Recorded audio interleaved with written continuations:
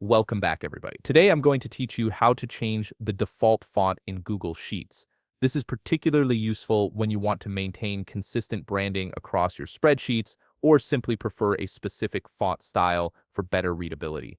Let's get started. First, open your browser and navigate to workspace.google.com. Once you're there, log into your account using your credentials. This will take you to your Google Workspace dashboard where you can access all your documents and spreadsheets. Once you're on the Workspace dashboard, locate the spreadsheet where you want to change the default font. Simply click on it to open the file. This brings up your spreadsheet in the editor view where you can start making changes.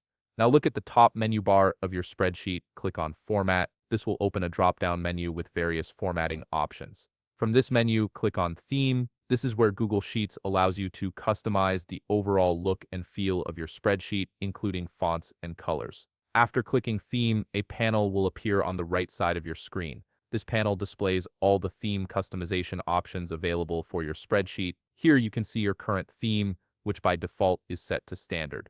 This is Google Sheets' base theme that applies to all new spreadsheets unless you customize it. Next to your current theme name, you'll see a Customize button. Click on it to begin personalizing your spreadsheet's appearance.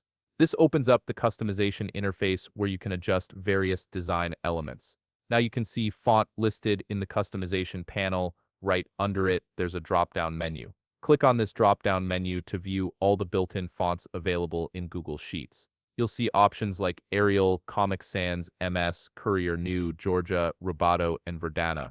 Each of these fonts has its own character and readability, so choose one that best fits your needs or matches your branding requirements. Click on any font from the list to preview how it will look in your spreadsheet. Once you've selected the font you prefer, click the Done button to apply your changes.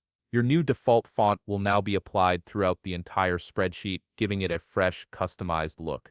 And there you have it, you've successfully changed the default font in your Google Sheets.